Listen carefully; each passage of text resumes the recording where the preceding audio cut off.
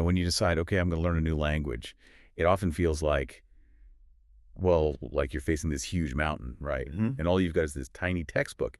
We're all kind of looking for a path that feels more like, real life, Yeah. not just endless grammar drills. Right. It's less about conquering the whole mountain at once and maybe more about finding a hidden trail, something practical you can actually use to get started without feeling totally lost. Absolutely. And that's exactly what we're digging into in this deep dive.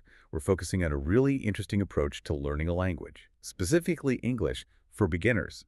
And it's centered around a place we all know, the playground. Yeah, it's fascinating. And we've been looking closely at this analysis of a specific English learning podcast. It's really geared towards beginners, parents, and kids, actually. And our goal today really is to unpack the how and the why. How does it actually teach? And why does this simple seeming method work so well for building confidence? So what did we find? What are the key takeaways? We're going to pull out how this resource manages to take something huge, like learning English, and break it down into these really practical, usable phrases, things families actually say. It feels a bit like finding a shortcut, a way to get confident faster. And I think you might be surprised by some of the teaching methods they use. They're quite clever. Well, what's really striking, maybe even a bit counterintuitive, is just how simple the core idea is. This whole learning resource, it focuses completely on just one situation, a Mhm. fun day at the playground. It gives you this really clear, relatable context right away. It's sort of brilliant in its simplicity, isn't it? Like building a tiny theme park for language learning. And they even have these characters, Alex, a parrot, Sarah, another parent, and of course, kids interacting too. Exactly. And because it's such a defined space, it allows for this really simple, natural conversation. It's not like a formal lesson with stiff sentences. It's just people talking like they normally would in a place anyone can picture. And the tone, I found that really important too. The analysis mentioned it's slow, friendly, supportive, which for someone just starting out, that's huge. It helps lower that anxiety, that fear of making mistakes. Definitely. That supportive atmosphere is crucial. But here's a question. For a deep dive like this, how does focusing only on a playground? I mean, doesn't that get a bit repetitive Mm. or limiting? That's a fair question, and it actually points to why it's designed so effectively. By really zeroing in on one commonplace, the learner doesn't get swamped with, tons of new stuff all at once. Instead, you get this immediate practical skill set for that specific situation. It's like learning to ride your bike on a nice, quiet street before you try tackling main roads. You build confidence first. Okay, that makes sense. So if the playground is our little language lab, what are the specific bits of language we're learning? What are the nuggets? Well, the resource is very specific. It teaches and shows essential playground words. Things like swing, slide, obviously, ball, sandbox, climbing, run, play, basic stuff. But the key thing is, they aren't just lists of words. They're put straight into sentences you'd actually hear someone say. Right. I can just imagine a parent, new to English, standing there trying desperately to remember the word for slide. And this podcast basically gives them the script. Useful phrases like, do you want to go on the swing? Or be careful. Exactly. Or wait for your turn, hold on tight, things like that. Do you want to go on the slide? Come here. Real parent talk. And it's not just parent to child, right? The source mentioned it covers kids talking to each other, too. Yeah, that's another layer. You get phrases like, let's play ball, or can I try the swing? Can I play? And really important ones like, thank you. Uh-huh. It helps learners see how language works socially, even in simple interactions. And even those little bits of small talk between parents, like, your child is so fast, or just, it's a nice day for the playground. It shows how to be polite and friendly. hmm And while it's doing all this, it's also subtly introducing basic grammar. Not through rules, but just through use. Simple present tense, like he is sliding, she is running, or common commands like wait here, be careful. Grammar becomes a tool you see in action.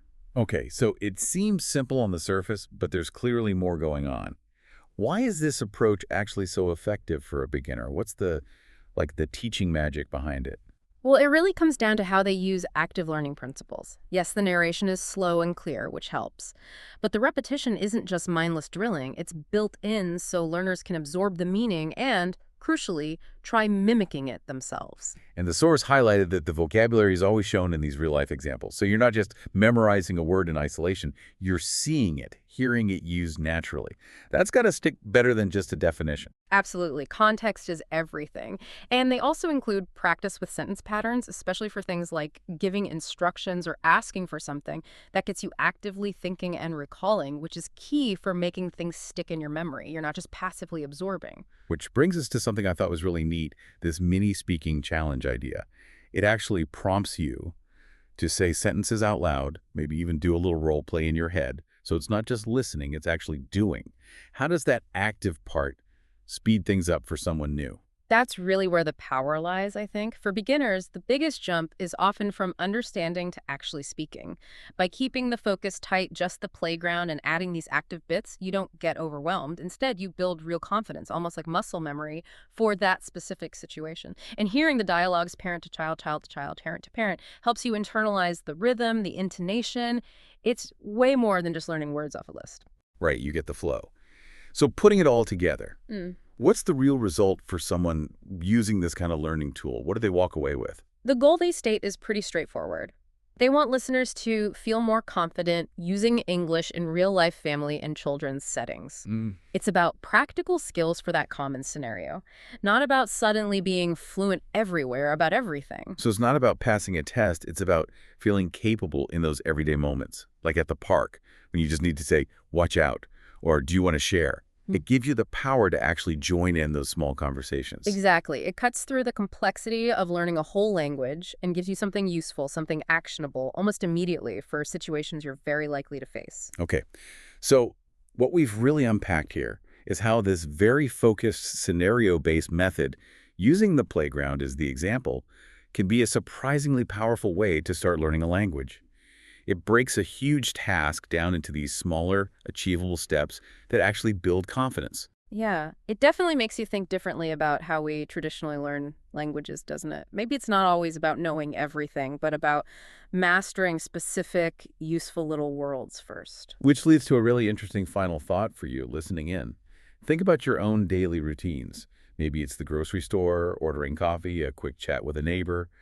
How many of those simple everyday interactions could be turned into these kinds of focused micro-lessons? Which parts of your day hold that hidden potential for really practical, maybe even accelerated language learning if you apply this kind of focused approach? Something to chew on until our next deep dive.